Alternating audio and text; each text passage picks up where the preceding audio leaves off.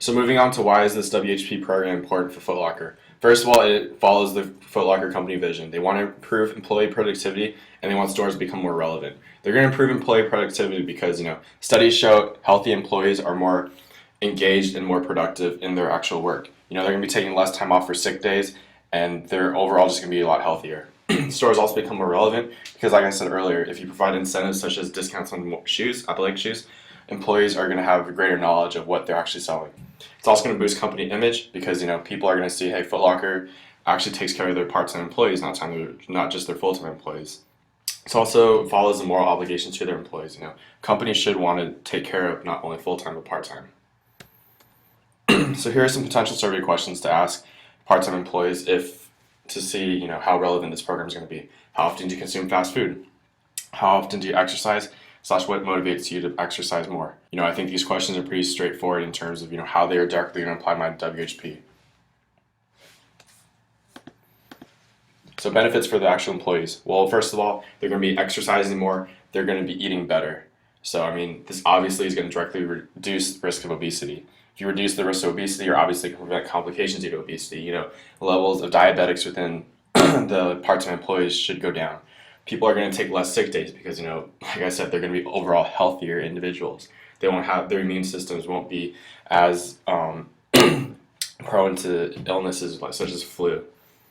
We're also promoting physical activity among the employees. They're going to be working out more. They're going to be more excited and more engaged to actually use their free time to exercise.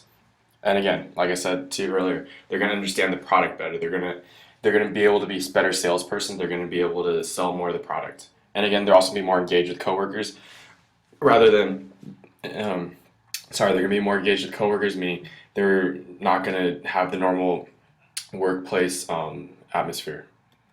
Benefits for the companies. They're going to decrease the amount of sick days employees are going to take. With the decreased amount of sick days, employees are in return going to be able to produce more of a profit. They're going to be able to sell more shoes, so product turnover is going to increase. They're going to be able to utilize more resources in terms of Foot Locker won't have to spend more money on hiring individuals or training individuals. They're going to get a more knowledgeable workforce because employees will actually have more first-hand experience of the products.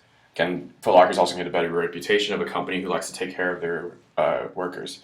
And again, a stronger workforce.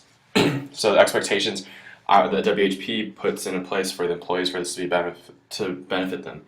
They're going to have to utilize the material provided, going to the website, looking at the posters. They're going to have to be able to partake in the surveys so we know what we're doing right, what we're doing wrong. They're also going to have to make conscious efforts to eat healthier, going home after, they're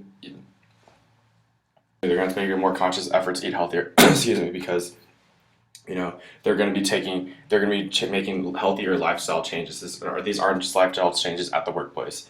And they're also going to have to hold other employees accountable for their actions. And that's going to be created through, the store-wide incentives. Evaluation techniques.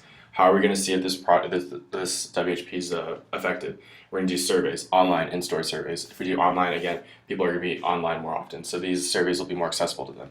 Evaluations. We have one-on-one meetings with the managers and the employees for them to sit down and say, how is this WHP affecting you directly?